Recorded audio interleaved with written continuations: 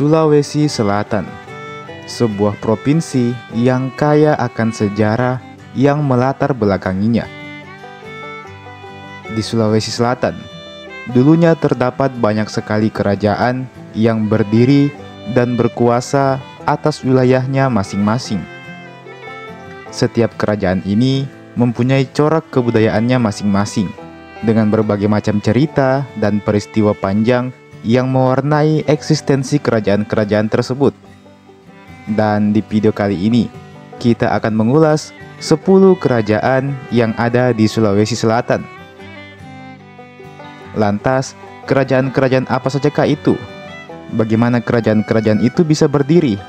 Daerah manakah yang menjadi wilayah kekuasaannya? Dan bagaimana corak budaya dari kerajaan-kerajaan tersebut? Sebelum lanjut, jangan lupa untuk di-like dulu ini video dan di-subscribe dulu ini channel, supaya bisa terus memberikan informasi dan hiburan kepada kita semua. Kalau sudah, langsung saja kita masuk ke pembahasannya. Yang pertama, Kerajaan Wajo. Kerajaan Wajo adalah sebuah kerajaan yang didirikan sekitar tahun 1399 di wilayah yang saat ini menjadi wilayah Kabupaten Wajo. Penguasanya disebut Raja Wajo. Wajo adalah kelanjutan dari kerajaan sebelumnya, yaitu Cinotabi. Ada tradisi lisan, yakni Pau-Pau Rikadong, yang dianggap sebagai kisah terbentuknya kerajaan Wajo, yaitu seorang putri dari kerajaan Luwu yang bernama Wetadampali, yang mengidap sakit kulit dan kemudian diasingkan, lalu kemudian terdampar di wilayah Tosora. Selanjutnya, dia bertemu dengan putra Arumpone dari kerajaan Bone yang saat itu sedang berburu. Akhirnya, mereka jatuh cinta dan menikah, dan kemudian membentuk kerajaan Wajo. Ada juga tradisi lisan, yaitu kisah Labandra, seorang pangeran Sopeng yang merantau ke Sajoanging dan kemudian membuka tanah di Cinotabi. Dan Cinotabi ini, sebagaimana yang saya jelaskan di awal, kemudian akan bertransformasi menjadi kerajaan Wajo. Wajo adalah sebuah kerajaan yang tidak mengenal sistem Tomanurung sebagaimana kerajaan-kerajaan lain di Sulawesi Selatan. Tipe kerajaan Wajo bukanlah feodal murni, tetapi kerajaan elektif atau demokrasi terbatas. Kebesaran tanah Wajo pada masa dahulu, termasuk kemajuannya, terdapat pada bidang pemerintahan, kepemimpinan, demokrasi, dan juga jaminan terhadap hak-hak rakyatnya.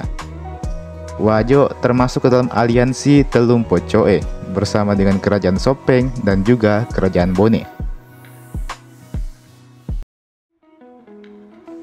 Yang kedua, Kerajaan Marusu. Kerajaan Marusu adalah kerajaan yang pernah berdiri di wilayah Kabupaten Maros, Sulawesi Selatan.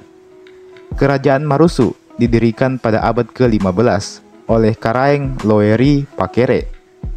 Rakyatnya merupakan orang-orang suku Bugis dan juga suku Makassar.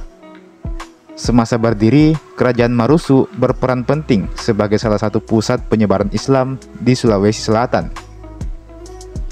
Jika kita mengacu pada Lontara Paturiolona Tomarusuka, Karaeng Loeri ini tidak memiliki keturunan dan nama istrinya juga tidak diketahui.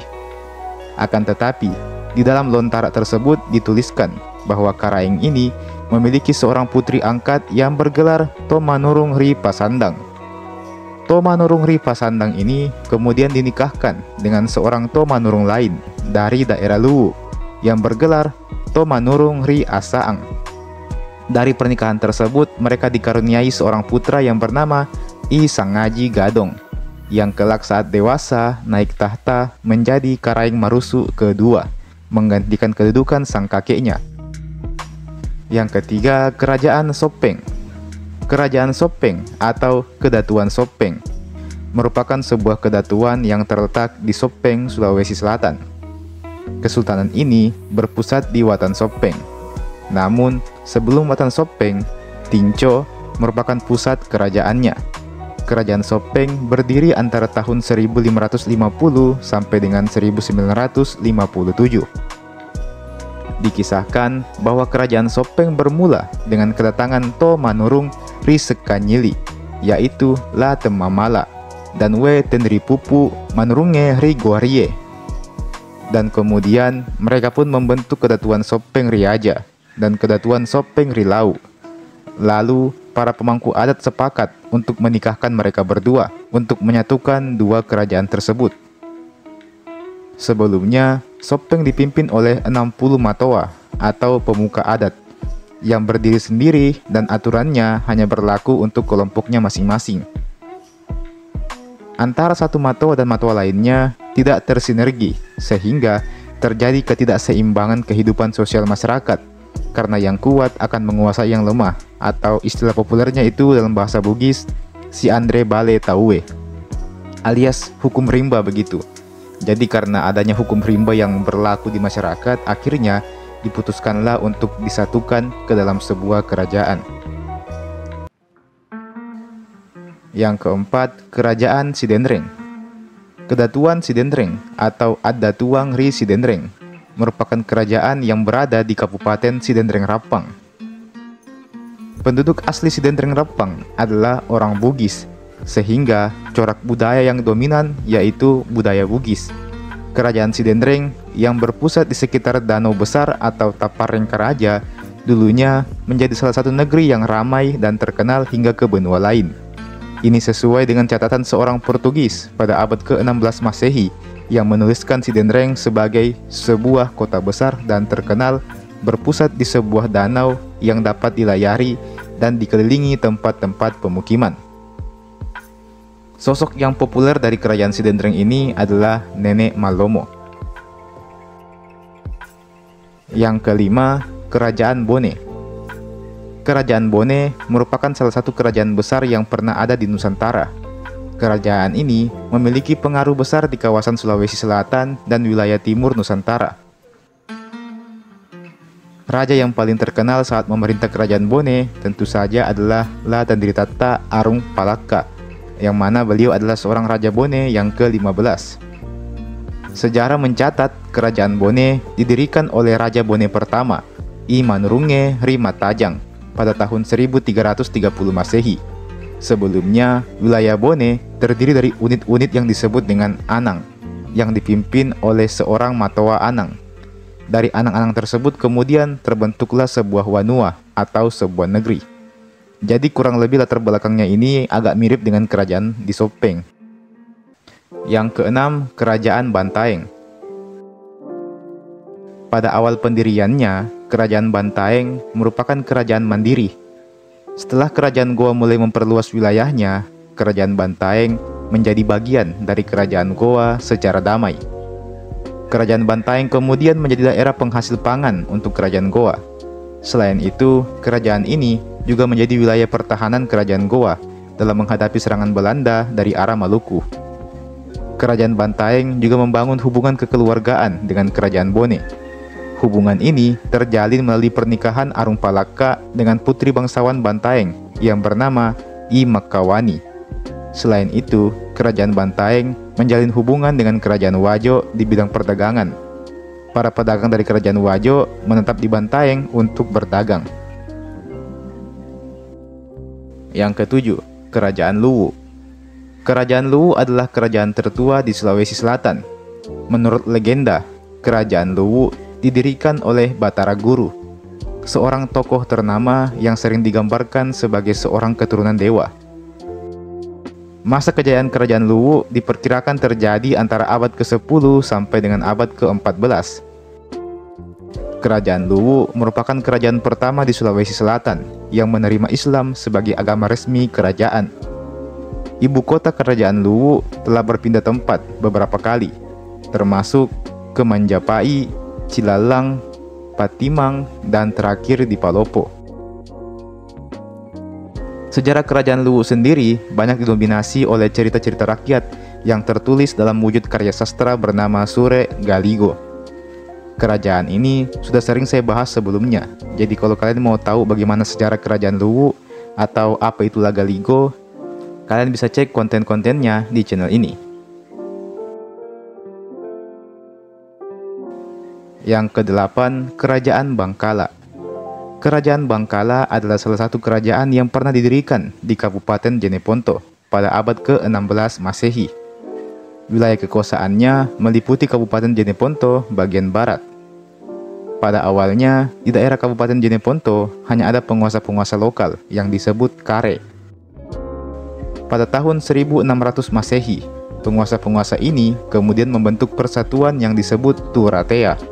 Setelah itu, mereka memberontak kepada kerajaan Goa dan mendirikan kerajaan-kerajaan kecil. Salah satu kerajaan yang terbentuk kala itu adalah Kerajaan Bangkala ini.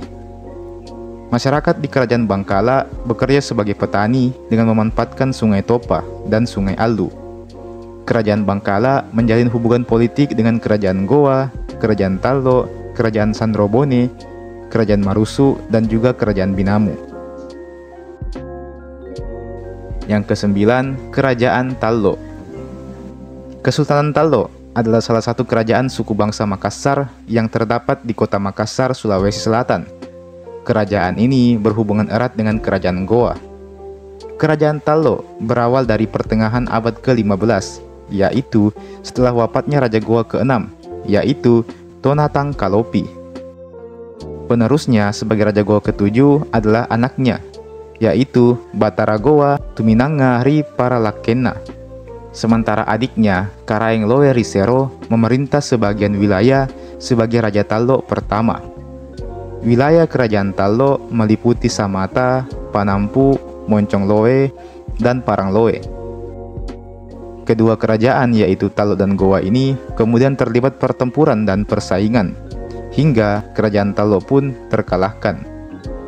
Pada masa pemerintahan Raja Goa ke-10 yaitu Tunipalaga dan Raja Tallo ke-4 Daeng Padulu, keduanya sepakat untuk membentuk sebuah kerajaan yang bernama Goa Tallo.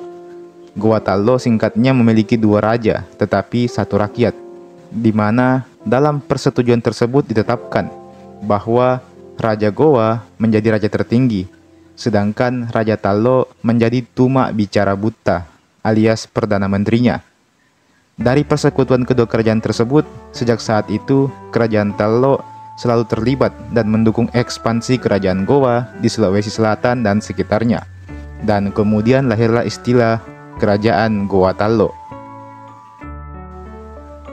Yang ke-10, Kerajaan Goa. Kesultanan Goa terkadang disebut juga sebagai Goa Tallo, sebagaimana yang saya bilang tadi. Kesultanan ini berpusat di daerah Sulawesi Selatan, tepatnya di pesisir daya Pulau Sulawesi yang didiami oleh suku Makassar. Kerajaan Goa mencapai puncak kejayaannya bersama dengan Kerajaan Tallo sekitar tahun 1511 hingga 1669. Dalam prosesnya, Kerajaan Goa adalah kerajaan yang sangat kuat pada bidang maritim dan ekonominya. Kerajaan ini mengembangkan berbagai inovasi dalam bidang pemerintahan, ekonomi, dan militer. Perubahan sosial budaya yang drastis juga sering terjadi seiring dengan menguatnya hubungan antara Kerajaan Goa dengan dunia luar, terutama setelah Kerajaan Goa mengadopsi Islam sebagai agama resmi pada tahun 1607. Dan Kerajaan Goa inilah juga yang berperan dalam menyebarkan agama Islam di Semenanjung Sulawesi Selatan pada waktu itu. Dan teman-teman, itulah tadi 10 kerajaan yang pernah berdiri di Sulawesi Selatan. Masih ada beberapa kerajaan lainnya yang juga tercatat pernah berdiri di Sulawesi Selatan. Namun, pembahasan soal itu akan kita simpan di lain waktu. Kalau kalian ada saran dan masukan atau tambahan informasi soal pembahasan di atas, bisa kalian tuliskan di kolom komentar di bawah. Mari kita berdiskusi di kolom komentar di bawah.